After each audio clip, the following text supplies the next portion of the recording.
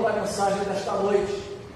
Eu botei até no Facebook, convidando as pessoas para poderem vir ao culto da noite, porque eu vou pregar sobre dois ladrões, suas reações e suas motivações.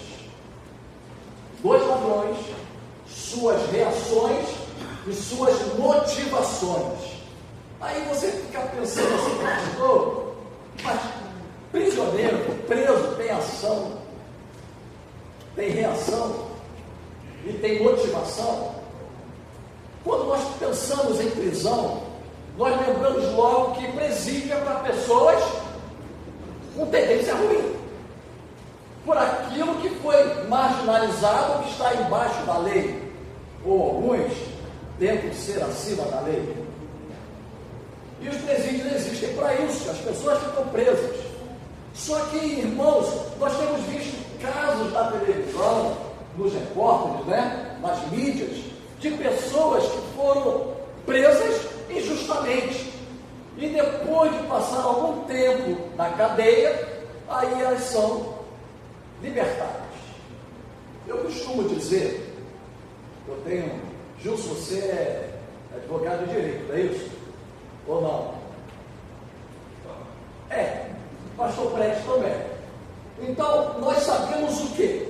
Nós sabemos que a pessoa, que é mais fácil você soltar um culpado do que prender um inocente, não é isso? É mais fácil você soltar um culpado do que prender um inocente.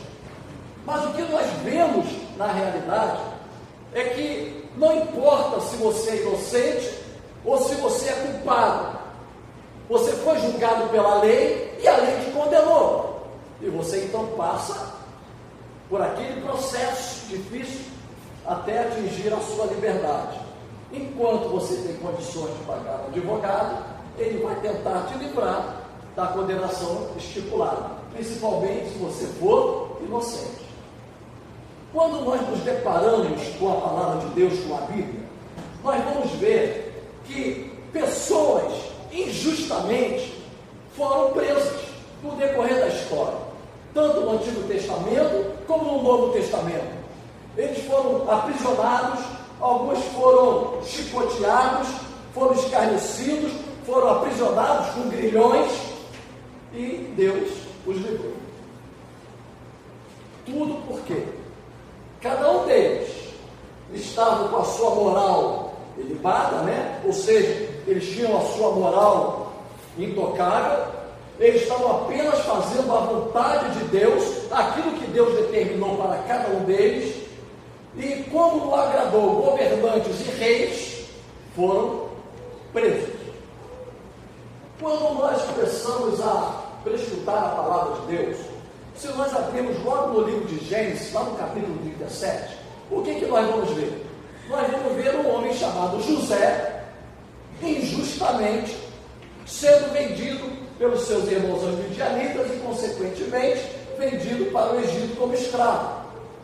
E lá, por ele manter a sua moral, por ele manter a sua integridade, por ele conseguir manter-se na dependência de Deus, ele foi preso injustamente por uma falsa esposa de um homem que tinha-o em autoestima, mas preferiu dar a razão às evidências visuais que a esposa mostrou do que a palavra de um homem justo temente a Deus.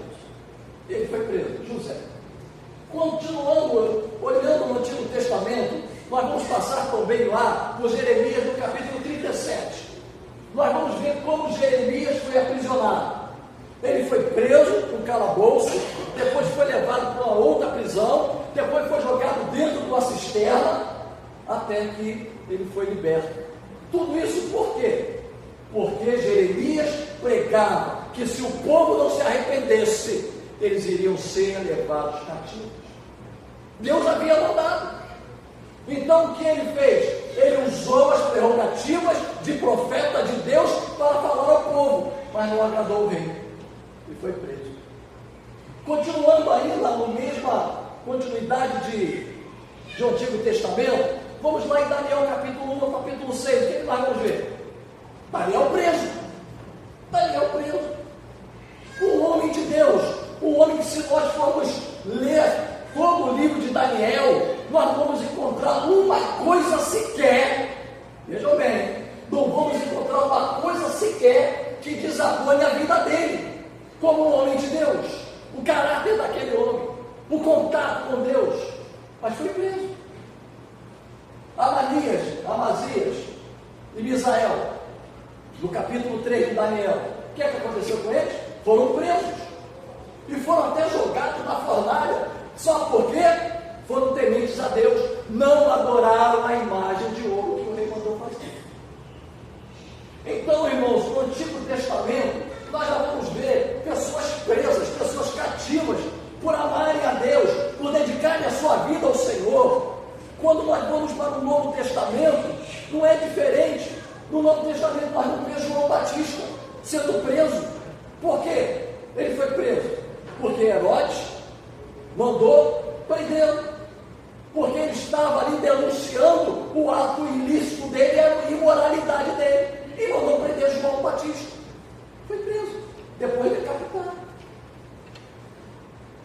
Quando olhamos para Hebreus, nós vamos ver, encontramos lá em Hebreus, falando a respeito de Timóteo, que Timóteo foi solto, porque Timóteo também estava preso. Estava preso.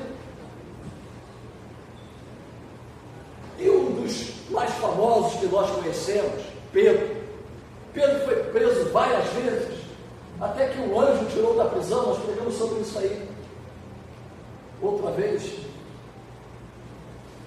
E quando nós nos deparamos, irmãos, então, com todos esses que foram presos, com todos esses que desafiaram ideais, que desafiaram a sociedade da sua época, que não se conformaram com aquilo que estava acontecendo, para eles poderem ser porta-voz do Deus Altíssimo, nós paramos e analisamos. No nosso Brasil, nós não somos perseguidos. No nosso Brasil, nós não somos presos por pregar o Evangelho. Nós não somos presos por ir contra a sociedade. Só que existem agora algumas leis que estão tentando segurar, deter o Evangelho, até mesmo dentro das igrejas, para que nós não possamos pregar a respeito de homossexualidade, para que nós não venhamos a pregar sobre ideologia de gêneros. Misericórdia. A Bíblia, irmãos, é sábia concernente a isso. Ele criou homem e mulher, então eu tenho que combater aquilo que não é homem e mulher. Está na palavra.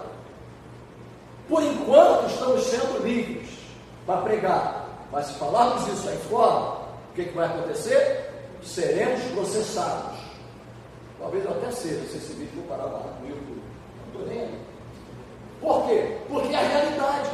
Fale e não te cales. Se eu me calar, olha só a metáfora que foi usada aí. Se eu me calar, até as pedras no meu lugar. Misericórdia. Então eu tenho que falar a tempo e fora de tempo. Por isso abrimos o mês de missões hoje. Porque um grande missionário, que eu vou falar sobre ele agora, também foi preso. Foi preso várias vezes. Foi preso primeiramente lá em Jerusalém. Foi preso em Jerusalém. Foi preso em Cesareia. Foi preso lá em Filipos. Foi preso em Roma. Estou falando do grande apóstolo Paulo. Mas aí me vem à mente algumas coisas, irmãos, concernentes a Paulo da seguinte forma: enquanto ele não havia tido um encontro de salvação com Jesus, enquanto ele estava entrando no erro da sua religiosidade, por isso eu digo sempre e afirmo: religiosidade não salva ninguém. Não salva ninguém. Ele estava na sua religiosidade, e a palavra de Deus em Atos diz que ele perseguia os cristãos, prendia na prisão e jogava na prisão. Não era isso? Pregava e jogava na prisão. E agora, por ele estar do outro lado, por ele ter aberto o seu coração, aberto a sua vida, por ele pregar o Evangelho, aceita do caminho que ele perseguia, e agora ele faz jus a isso. O que acontece com ele? Ele é preso várias vezes. E numa dessas prisões, irmãos, está lá no capítulo 16 de Atos, que nós vamos ler agora. Né? Isso foi até uma introdução, mas vou terminar rápido. Abra sua Bíblia aí, meu irmão. Abra a Bíblia. Atos capítulo 16. Do verso 22 em diante. Levantou? Amém? Amém. Para os irmãos da Bíblia. Atos, para quem sabe, né? Fica logo depois dos Evangelhos. Porque você é aluno da escola dominical. Se você não é, fica lá depois do Apocalipse. Atos capítulo 16. Vamos lá. A partir do versículo 22. Levantou-se a multidão unida contra eles e os pretores, rasgando-lhe as vestes, mandaram açoitá-lo com varas. E depois de lhes darem muito açoite, vejam bem, depois de darem muitos açoites, o lançaram no cárcere, ordenando ao carcereiro que os guardasse com toda a segurança. Este, recebendo tal ordem, levou-os para o cárcere interior, lá no final, e lhes prendeu os pés no tronco, pés presos no tronco. Por volta da meia-noite, Paulo e Silas oravam e cantavam louvores a Deus, e os demais companheiros de prisão escutavam. De repente, sobreveio tamanho terremoto que sacudiu os alicerces da prisão. Abriram-se todas as portas e soltaram-se as cadeias de todos eles. Amém? Só até aí, porque o outro é outra mensagem.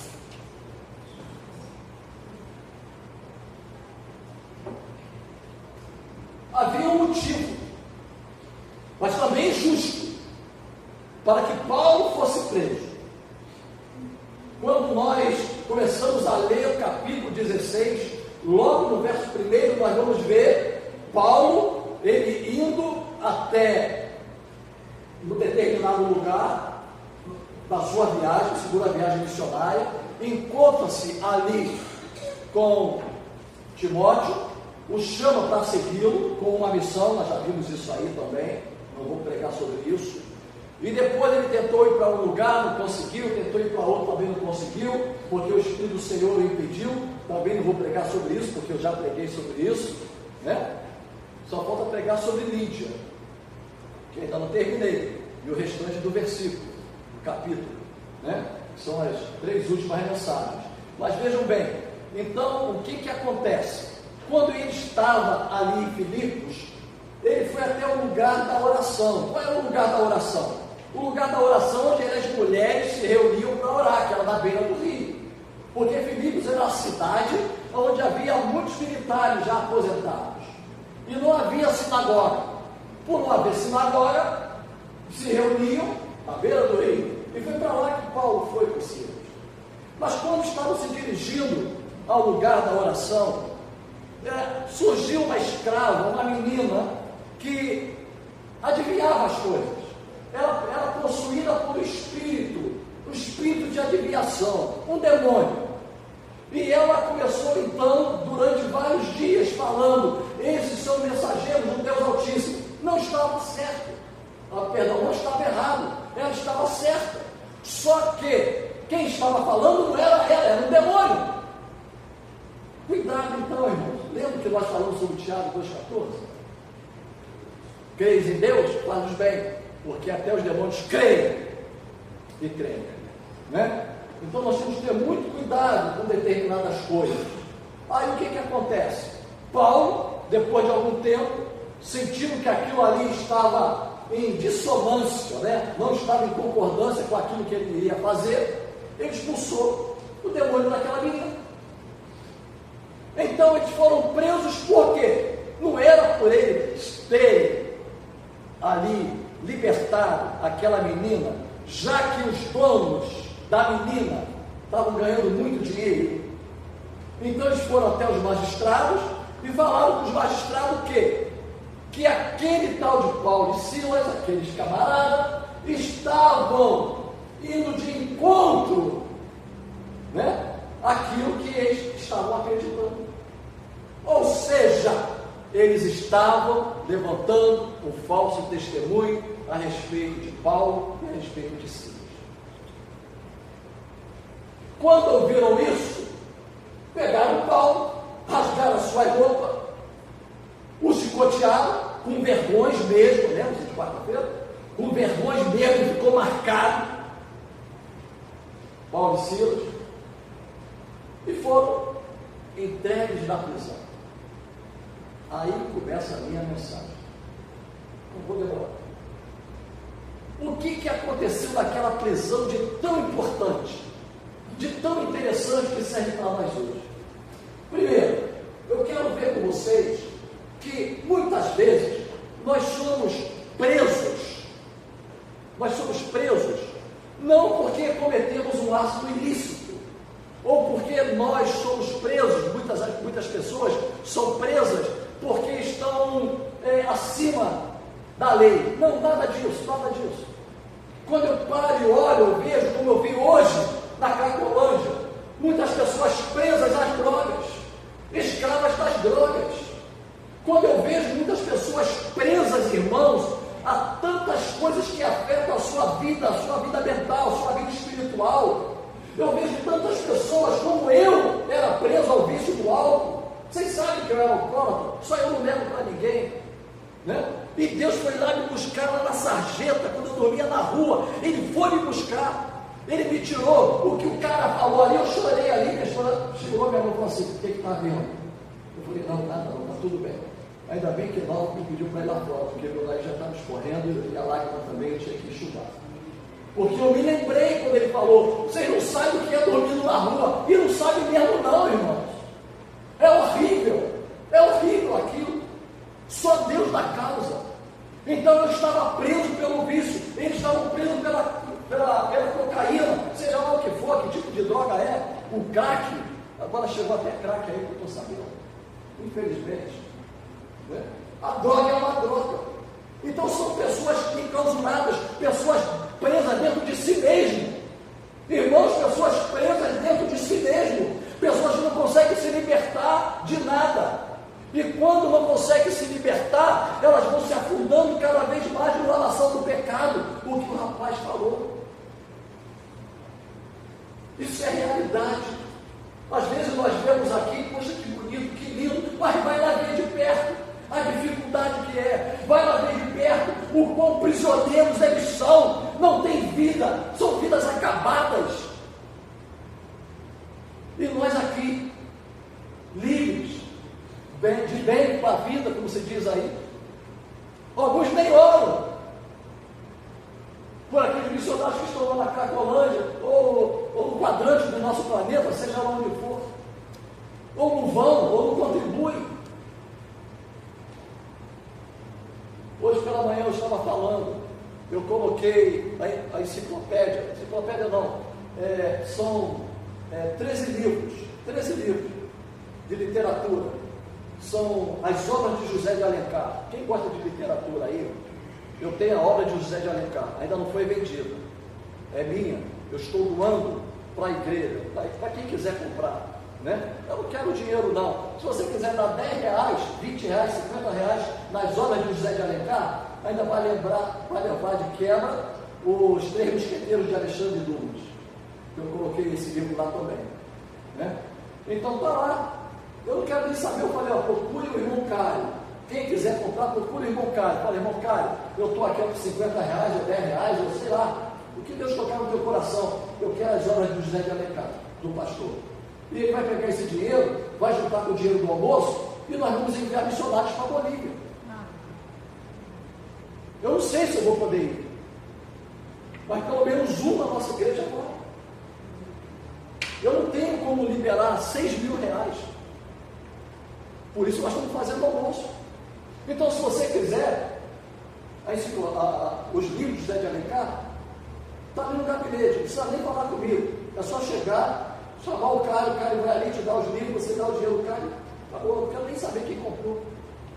Porque isso aí é para a obra de Deus. Ou seja, eu não posso fazer, mas eu vou ajudar a fazer. Paulo, grande missionário aos gentios, Estava preso injustamente, chicoteado injustamente, com grilhões injustamente. Mas qual era a reação de Paulo dentro da prisão? Qual foi a reação de Paulo? A reação de Paulo e Silas foi cantar e louvar e adorar o nome de Deus, irmãos. Isso é muito claro para mim, que não importa a dificuldade que eu passe ou que você passe, não importa os momentos difíceis que eu passe ou você passe, vamos louvar, vamos agradecer a Deus, porque estamos vivos. Estamos vivos. E a esperança no nosso coração, ela é grandiosa, porque Deus coloca essa esperança. Nós não vamos morrer antes dessa esperança chegar. E se nós morrermos, irmão, nós vamos estar com o Senhor. A Ele toda a honra, toda a glória, todo louvor, toda a adoração. Ele nos ajuda a passar pelo nosso vale. Ele ajuda a nos passar pelo nosso deserto. Vale e deserto não é lugar de parar, é lugar de passar. E nós vamos passar. Eu estava falando com o irmão Mal, com alguns irmãos aí. Eu estou saindo do vale, irmãos. Estou saindo do vale. Porque vale é lugar de passagem. Eu já estou quase lá no final dele. E vou sair. Então, eu já saí de muitos que ficaram para trás. As coisas velhas se passaram, tudo se fez novo. E é dessa forma. E assim a gente vai levando, vai adorando o nome de Deus, sendo sabedor de que aquilo que Deus faz é grandioso na nossa vida. Paulo estava ali cantando, louvando a Deus. Qual era o horário que ele estava cantando? Meia-noite. Qual é o horário? Meia-noite. Meia-noite. Ou seja, presta atenção no que eu vou falar. Final de um dia, início do outro. Olha só. Final de um dia, início do outro. Isso quer dizer o quê? Quer dizer o que nos diz a palavra de Deus. Que o choro pode durar a noite toda, mas a alegria vem ao amanhecer. Vem ao amanhecer. Sempre é dia maravilhoso para nós, irmãos. Aprenda isso na sua vida. Apesar da dificuldade, apesar muitas vezes da lágrima que cai, o dia seguinte é melhor do que o dia que passou. Porque você está vivo, você ainda pode se recuperar, você ainda pode adorar a Deus, você ainda pode servir a Deus, você ainda pode sentir o Espírito Santo na tua vida, te guiando, te mostrando o que tu tem que fazer. Paulo estava cantando. Essa foi a reação de Paulo e de Silas na prisão. Irmão, devia ter. Viram o que foi lido? Muitas chicotadas, muitos açoites. Não foram duas chicotadas, não. Como deveria estar doendo aquilo? Como deveria estar doendo? Mas eles estavam cantando e louvando a Deus. Essa foi a reação do primeiro preso. Mas qual era a motivação de Paulo? Qual era a motivação? A motivação de Paulo é simples, irmãos. Ele amava Jesus e queria pregar o Evangelho a todos. Nas prisões de Paulo, o que Paulo fazia? Estava preso, pregava o Evangelho àqueles que estavam ali. Quem é que estava ali? Às vezes, um soldado. Às vezes, um guarda da prisão. Às vezes, o prisioneiro junto com ele. Então ele aproveitava todas as oportunidades para falar do amor de Jesus. Todas as oportunidades para falar do amor de Jesus. E agora ali a motivação dele era essa. Eu não posso ficar calado, eu tenho que testemunhar. Porque eu não posso ficar calado, eu tenho que testemunhar. Porque eu não posso ficar calado, eu tenho que testemunhar. E é isso que Paulo fez. Paulo teve ali a sua reação e a sua motivação, porque ele estava preso pela fé em Cristo Jesus. E aquele que estava preso, que não tinha a fé em Cristo Jesus, estava na mesma cela que Paulo, lá no mesmo presídio que Paulo, só que Paulo ali, ele estava cantando, adorando, louvando o nome do Senhor. E os presos que estavam ali estavam ouvindo. A Bíblia não fala qual foi o delito de cada um deles. A Bíblia não fala. Mas eles estavam ali porque cometeram alguma coisa errada. Ou então, como Paulo, foram acusados injustamente. Mas qual era a reação deles? Porque houve um grande terremoto. Eles estavam louvando. O terremoto veio. As portas da prisão se abriram. As correntes dos ferrolhos caíram. Estavam livres. Qual era a reação dos outros presos? Presos pela carne. Não presos pela fé como Paulo, mas presos pela carne. Qual foi a reação deles? A reação deles foi a reação de medo, de espanto. Medo e espanto. Enquanto a de Paulo era louvor e adoração, a deles era medo e espanto. E qual era a motivação deles? Não vamos fugir, porque se nós fugirmos, o castigo vai ser pior ainda. Tinham medo da consequência. Aí eu fico pensando, nós que estamos aqui, nós que ainda não tomamos uma decisão certa de anunciar o Evangelho, ou o meu coração está fechado para o Evangelho. Qual tem sido a motivação daqueles que já entregaram sua vida a Jesus? A sua motivação é de pregar o Evangelho, de testemunhar acerca de Cristo. Então faça, testemunhe primeiramente com a sua vida, depois com a sua palavra. Primeiro com a vida, depois com a palavra. Se você ainda não aceitou Jesus como teu Salvador, que esta noite seja a noite dos grilhões caírem, das portas se abrirem, porque você não pode ser preso pela carne, você tem que ser preso pela fé. Eles tinham medo da consequência dos seus atos, e a Bíblia fala a respeito da consequência dos nossos atos, quando nós não entregamos nossa vida ao Senhor Jesus, daqui, com todo o nosso ser, com tudo que eu tenho, com tudo que eu sou. Quando nós nos entregamos, a Bíblia é bem clara quando diz: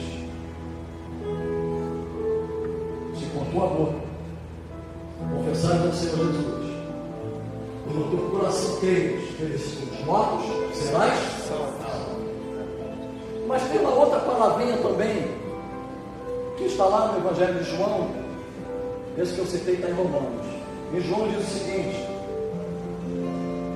todos quanto o aceitaram a Cristo, Ele deu-lhes o poder de serem feitos filhos de Deus, a todos que creem no seu nome. Porém, aquele que não crê, a ira de Deus sobre ele permanece. Por que permanece? Porque todos pecaram e separados estão da glória de Deus. Todos, inclusive, todos pecaram. Mas aqueles que o receberam, somos feitos filhos de Deus. E a ira de Deus então permanece. Porque o salário do pecado é a morte. Condenação é eterna.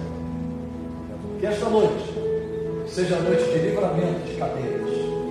Que esta noite seja livramento das prisões que muitas vezes nos cercam. Pode ser uma enfermidade. Tem gente que é prisioneiro da enfermidade, prisioneiro das drogas, algum tipo de prisão psicológica, seja lá qual for. Todos prisioneiros. Mas nesta noite, nesta igreja, neste momento, eu quero declarar tudo sai por terra em nome de Jesus. Quero declarar que as amarras que nos cercam, que nos impedem de ser felizes, de sermos livres, como diz Augusto Cury, né? Augusto Cury diz assim: existiam pessoas que eram escravas e pessoas que eram livres. Aquelas pessoas que eram escravas se tornaram livres, mas aquelas que eram livres se tornaram escravos da sua própria mente. Augusto. É verdade. Nossa liberdade maior está no que foi falado aqui. A liberdade de dentro para fora. A mudança de dentro para fora, não é a mudança de fora para dentro. Quando eu recebi um casal lá em casa, né? Pastor, eu posso ir na sua casa, eu quero me apresentar minha namorada. Eu falei, quero conhecer, traz aqui. E eu estava terminando de lavar a louça, Aí depois eu fui regar as plantas para minha esposa, né? A borracha estava toda embolada lá. Aí eu falei, poxa, deixa eu botar uma bermuda, pelo menos uma bermuda, e tirar a camiseta e botar a camisa.